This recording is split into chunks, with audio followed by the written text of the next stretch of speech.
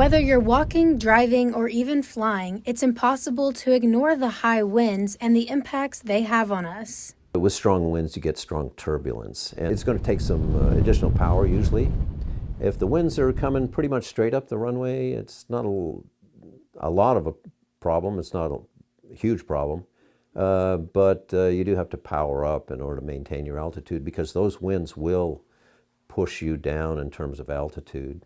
On very windy days, flight instructors can and will still teach students, but it depends on if they have a runway that is oriented directly into the wind to work with.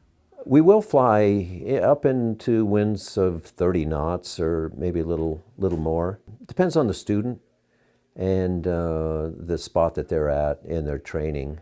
I like them to get as much real-world experience as they can. As for the Great Falls International Airport, they have 2 runways that are oriented for the strong southwest winds that Great Falls is used to, which means wind really doesn't impact the flights very often. Altogether, we have very, very good wind coverage, and the only time you really have major problems if you have gusting crosswinds that are going to hit the wings at the side, and particularly if there's a gusting component to it.